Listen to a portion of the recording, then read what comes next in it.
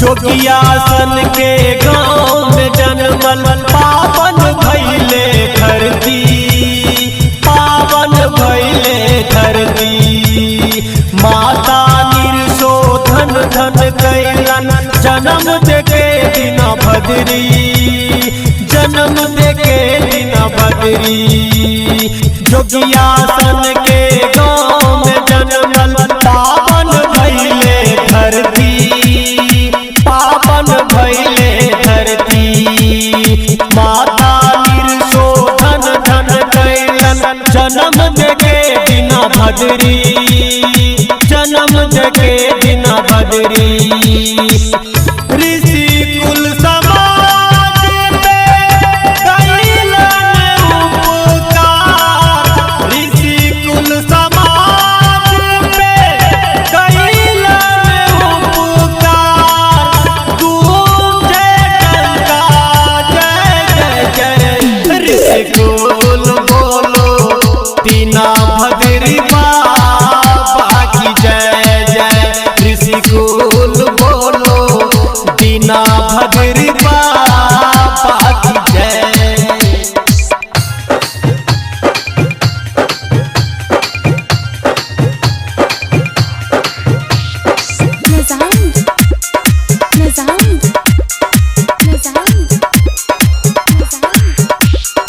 बाबा दीना भद्री कैलन ऋषि वंश उजागर, ऋषि कुल उजागर।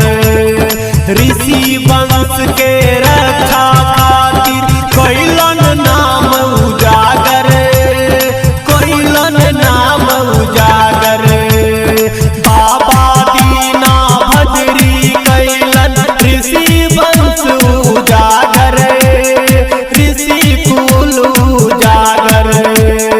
ऋषि वंश के रक्षा खातिर कैलन नाम उजागर, कैलन नाम उजागर।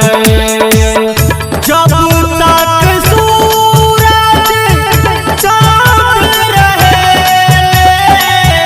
जब तक सूरज चांद रहे, गूंजे सगरो जय जय जय। ऋषि कुल बोलो दीना भद्री बाबा की जय जय। ऋषि कुल बोलो दीना भद्री बाबा की जय।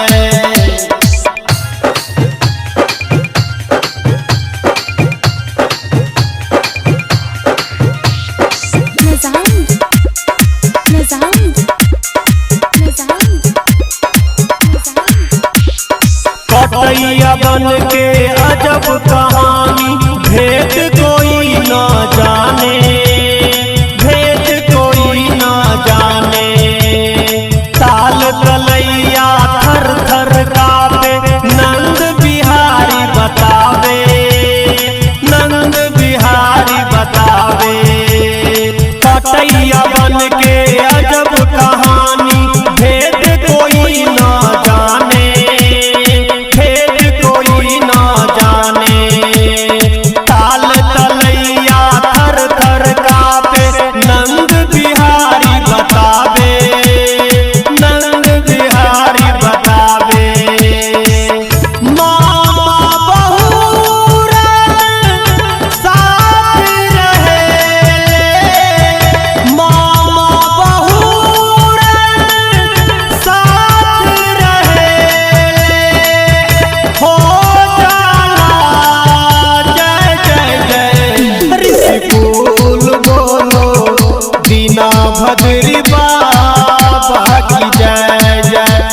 ऋषिकुल बोलो दीना भद्री बाबा की जय।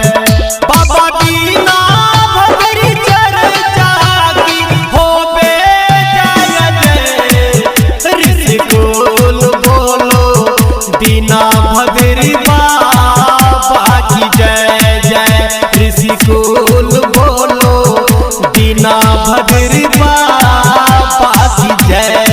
Presented by Diwangi Digital Recording Studio, Gandhran Chowk।